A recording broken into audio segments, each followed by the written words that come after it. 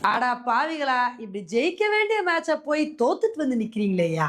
இப்படி வந்து ஸ்ரீலங்கா பார்த்து சொல்ற மாரி தான், இன்னைக்கு இந்தியா வெர்சஸ் ஸ்ரீலங்கா ஏ டீமுக்கு நடந்த மேட்ச் வந்து ஆயிப்போச்சுங்க. இந்த மேட்ச்ல ஸ்ரீலங்கா ஆல்மோஸ்ட் ஜெயிக்கிற சிச்சுவேஷன் வந்துட்டாங்க. கடைசி 2 ஓவர்ல 10 ரன் எடுத்தா வின்னு அப்படின்ற சிச்சுவேஷன் தான் வந்துருந்துச்சு. ஈஸியா ஸ்ரீலங்கா மேட்ச ஜெயிச்சுருவாங்கன்னு நெனைக்கும்போது, அப்பதாங்க 49வது ஓவர்ல பவுலிங் போட வந்தாரு அர்ஷத் கானு. எப்படியோ அந்த ஓவர்ல ஃபர்ஸ்ட் பால்ல வந்து 1 ரன் ஓட விட்டாருங்க. அதுக்கப்புறம் நான் விடவே மாட்டேன் அப்படின்னு சொல்லிட்டு, மனுஷன் வந்து அடுத்த பால்லே வைசாக் விஜயகாந்தோட விக்கெட்ட வந்து எடுத்தாரு. அதுக்கப்புறம் அதே ஓவர்ல மனுஜா சாகன் வந்து ரன் அவுட் ஆனாரு. அதுக்கப்புறம் ஒரு விக்கெட்டுன்னு சொல்லிட்டு, அந்த ஓவர்ல மட்டும் மொத்தம் 3 விக்கெட்டுங்க. அவ்வளோதான் ஸ்ரீலங்காவோட சோலி முடிஞ்சு போச்சு. 269 ரன்னுக்கு வந்து ஆல் அவுட் ஆயிட்டாங்க. இதனால இந்த மேட்ச நம்ம இந்தியா 8 ரன் வித்தியாசத்துல வின் பண்ணிட்டாங்க. உண்மையிலே இந்தியா இந்த மேட்ச வின் பண்ணுவாங்கன்னு சொல்லிட்டு நெனச்சு கூட பார்த்திருக்க மாட்டாங்க.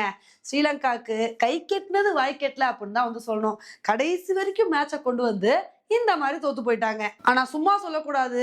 இந்தியா இந்த மேட்ச்ல சூப்பரான பேட்டிங் பெர்ஃபார்மன்ஸ் வந்து குடுத்தாங்க. ஃபர்ஸ்ட் பேட்டிங் பண்ண இந்தியா ஃபர்ஸ்ட் பிரப்சிம்ரன் சிங்கும், வைபவ் சூரியவன்சியும் நல்ல அதிரடி காட்டுவாங்க. ஒரு சூப்பரான பார்ட்னர்ஷிப் போடுவாங்கன்னு எதிர்பார்த்தோம். 2 பேரும் நல்லா தான் ஸ்டார்ட் பண்ணாங்க. வைபவ் சூரியவன்சி 4லாம் அடிச்சு அதிரடி காட்டுனாரு.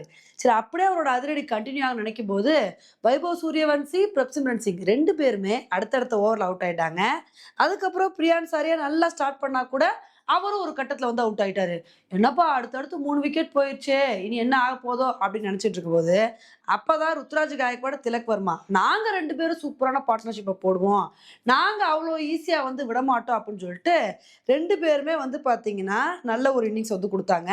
ஒரு கட்டத்துல ருத்துராஜ் காயக்வாட் செஞ்சுரி அடிக்க, அப்புறம் திலக் வர்மா ஹாஃப் செஞ்சுரி அடிக்க அப்படின்னு 2 பேரோட பார்ட்னர்ஷிப்பும் வேற லெவல்ல வந்து இருந்துச்சுங்க. அப்படியே இந்த பார்ட்னர்ஷிப் கன்டின்யூ ஆகும்னு நினைக்கும்போது, ஒரு கட்டத்துல காயக்வாட், திலக் வர்மா 2 பேருமே அடுத்தடுத்த ஓவர்ல வந்து அவுட் ஆயிட்டாங்க. அப்புறமும் ஸ்கோர் கம்மியாயிருமோ அப்படின்னு பயந்தோம். ஆனா ஆயுஷ் பதனி மத்த பேட்ஸ்மேன்ஸ் வந்து கொஞ்சம் சப்போர்ட் பண்ணனால, இந்தியா வந்து 50 ஓவர் முடிவுல 277 ரன் வந்து எடுத்தாங்க. இந்த ஒரு டார்கெட் பெரிய டார்கெட்ப்பா. இத வச்சு நல்ல பவுலிங் பெர்ஃபார்மன்ஸ் குடுத்தா போதும். ஈஸியா இந்த மேட்ச முடிச்சு விட்டுறலாம் அப்படின்னு தாங்க வந்து எதிர்பார்த்தோம். ஆனா இன்னைக்கு மேட்ச்ல நடந்ததே வேற.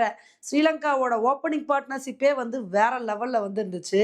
அவங்களே நல்லா பேட்டிங் பண்ணாங்க. கிட்டத்தட்ட 90 ரன் வரைக்கும் வந்து விக்கெட்டே போகல. எப்புட்றா இப்படியே வந்து விளையாடுவாங்களா அப்படின்னு நினைக்கும்போது, அப்பதான் ஆயுஷ் பதனி வந்து அடுத்தடுத்த ஓவர்ல 2 விக்கெட்ட வந்து எடுத்தாரு. அதுக்கப்புறம் விப்ராஜ் நிகம், அங்குல் ராய் மாத்தி மாத்தி வந்து விக்கெட்ட வந்து எடுத்தாங்க. ஆனா என்னதான் வந்து விக்கெட் போனாலும், ஸ்ரீலங்கா ஒரு கட்டத்துல ஈஸியா மேட்ச ஜெயிக்கிற சிச்சுவேஷன்ல தான் வந்திருந்தாங்க. அப்பதான் அர்ஷத் கான் கடைசியில வந்து நான் வேற லெவல் பவுலிங் பெர்ஃபார்மன்ஸ குடுப்பேன்னு சொல்லிட்டு, கடைசியில 49 ஓவர்ல ஒரு சூப்பரான பவுலிங் பெர்ஃபார்மன்ஸ குடுத்தனால தான் இந்த மேட்ச வந்து ஜெயிக்க முடிஞ்சுச்சு. ஆனா பரவாயில்லங்க. இந்த மேட்ச்ல ஸ்ரீலங்காவும் பயங்கரமான டஃப்ப குடுத்துட்டாங்க. கடைசி வரைக்கும் ஒரு மரண பயத்த காட்டிட்டாங்க அப்படின்னு தான் வந்து சொல்லணும். இப்ப இந்த ட்ரை நேஷன் சீரிஸ்ல இந்தியா வந்து ஃபர்ஸ்ட் மேட்சே வின் பண்ணி வெற்றியோட தொடங்கியிருக்காங்க.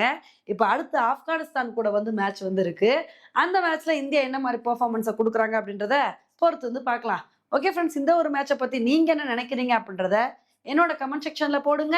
இதே மாரி இன்னொரு வீடியோல உங்கள வந்து மீட் பண்றேன். Bye friends.